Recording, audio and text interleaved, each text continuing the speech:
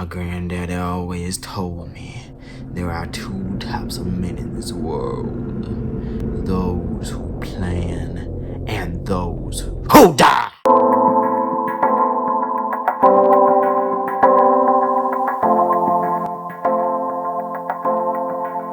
Welcome to the Globe Junkie, the only show where we pretend to say deep stuff when you really just clicked for some travel tips. Well, click no more, for you have found your destination. And how do you go to that destination? What do you do there? How many more destinations can you visit? These are questions that will go into your itinerary. Your plan for your trip. So that begs the question, how do you build an itinerary? How do you make a plan for a trip? I'm gonna tell you, whether you like it or not. And totally contrary to what I said in the opening, spontaneity and, I don't know a word, I guess deep planning, they don't have to be, black and white. One good, one bad, one good, one bad. No, it depends on the person. Like all things in life, there's more shades of gray. Spontaneity, I've done it. It can be very nice. It can be very rewarding to just sort of stumble upon something without a plan. And for some people, depending on their temperament, depending on their skills, their knowledge, their way about things, their street smarts, it can work very well. Some people it's more fun that way. But today, we're gonna forget those people, reject them, discriminate against them, because we're talking about planning. We're talking about planning a trip. I'm gonna share with you some resources, how to plan a trip the way I do it. Like math class, like the Stairmaster, there are steps to this shit, bro. So, what's the first step, you asked? It's just a foot to the right. And get away from me, a foot to the right. Yeah, but in all seriousness, the first step is a very basic one, but it's also the most important. That's choosing your location. Now, I can't necessarily help you with this because it depends on your circumstances, your desires, and stuff like that. But that starts the groundwork. That's the outline. The country or city you're visiting or region, then you can divide it into sub-regions, whether it's, cities within a country, states within a country, countries within a bigger region, or areas inside a city. And that's where you can really start to develop your trip, when you have the building blocks that you can divide into smaller blocks. I got a tattoo, by the way. I had it before you knew me, so it's not news to you, but still. Now, if, for some reason, you just have no clue where to go, nothing in mind, I'd say you can do some research. And there's a lot of famous travel sites you can use, like Lonely Planet, Planetware, even something like TripAdvisor, to find, some specific country or city that looks nice. Even go on Google Images, Google Earth, and using those sites as a basis helps you choose your specific country, and then those sites have more information. You can do that to sort of go deeper and deeper into planning your trip into the specifics. And the first step of those specifics is to set a scope for your trip. So obviously there's going to be outside factors like your money, your time you have off potentially, stuff like that. But now that you've chosen your country, you can decide how many places can I visit inside that country, how many things can I afford to do within that country, how long do I have, how can I split it. And these same sites will come in handy.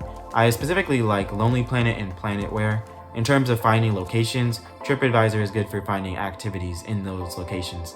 Or for instance, maybe sites within a city, whereas Lonely Planet and Planetware can really give you a full scope of a country, as well as cities, but in terms of places to visit. So between the three of them, you can help yourself to start making a really good itinerary. You're gonna start to think geographically. Now, the first question to ask yourself is, where can I fly into and where can I fly home from? Some countries that, have major cities, multiple major cities, it could be easy to find good flights from the capital and maybe the largest city or the second largest city, whatever, to go back home. And so you don't necessarily have to make a loop if you were to leave the capital city that you fly into. Take France as an example. Now obviously the biggest city is Paris, the most busiest airport is in Paris, but they have cities like Marseille and Lyon that maybe you could go to and still find some good flights out of them because they're major cities. And sticking with the geography, a good site to use to get to know the distances between places, the times, and the options you have to travel is Rome to Rio. That's the website, Rome to Rio. They usually, you type in 2 locations. It can even be different countries, it can be specific cities, it can be the countries themselves. Like, it's pretty broad. But basically you type in, 2 locations, and it can show you the option by public transport, if they have a train, if they have buses, even like a car hire, or taxis, which is kind of crazy for these longer distances, as well as flights. And using Rome to Rio, you can both look at the times it would take you, so make your plan that way by thinking, okay, this takes 8 hours to get from this city to that city. Let me designate 8 hours, maybe the beginning of my day, to this city, or rather to this journey. Going off that, the next step I would say is to determine the flow of your trip. Now, you might hear that and think, what the hell is this guy talking about, the flow of a trip? It's not a river, it's not a rapper, it's don't got no flow. But I'm talking about when you choose the list of destinations you're going to visit, what order you put them in sort of depends on your mindset and what kind of flow you want to have. Now, the obvious thing would just be going geographically. Maybe you want to go north to south, east to west, something like that. But you can also think about the sort of vibe of these places, what they offer, and then decide to build your blocks,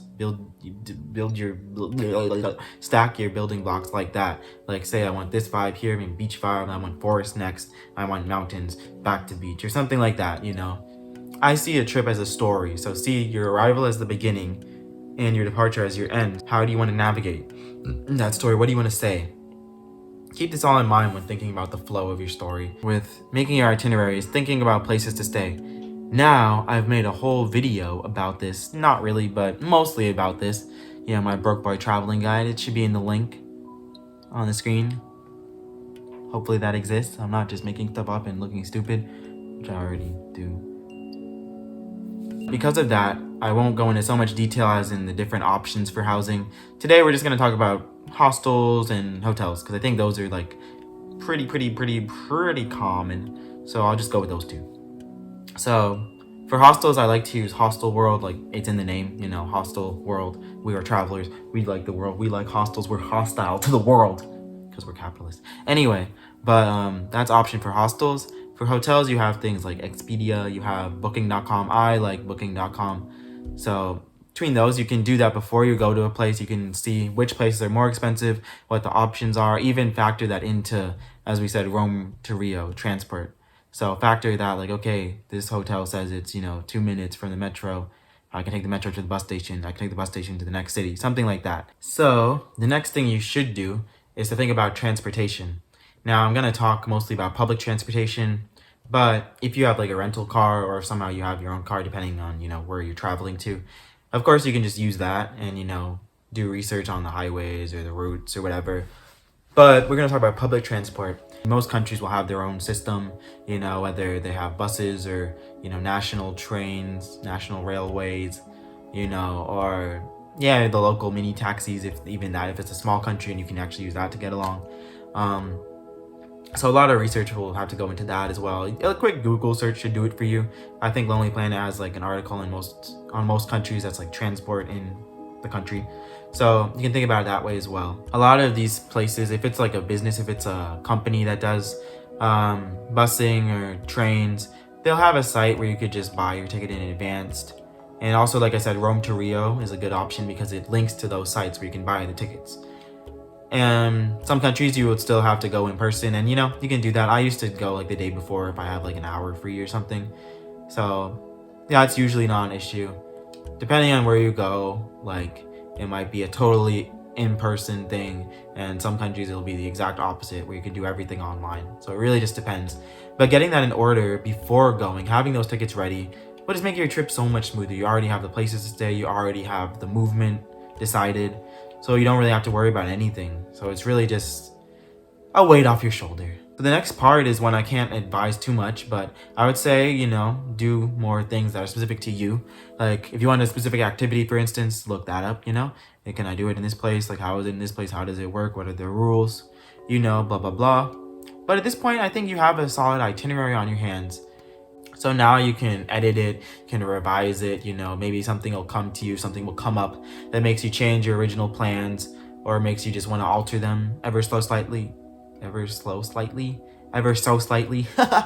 So yeah, view your itinerary as like an essay. So it has a first draft, second draft, third draft. And by the time you're going, you might even step foot in the country and realize something's changed. So just see it like that.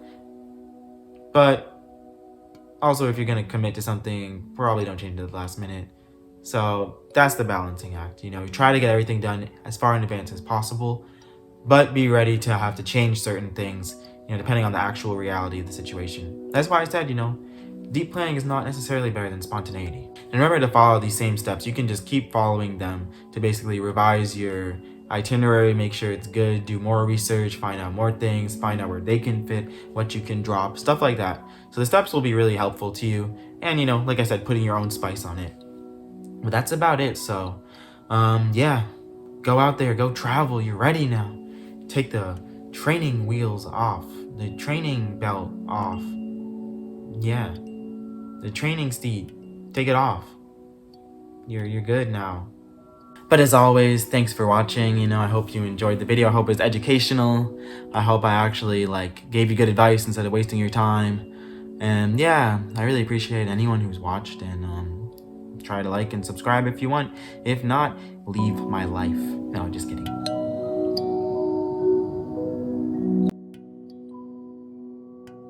And also, I'm a new YouTuber. This is my second video, so any kind of feedback, positive or positive, it would be good. No, negative is okay too. Just, yeah, I have to say that. I have to pretend it's okay. But any feedback is good. So thank you and have a nice day.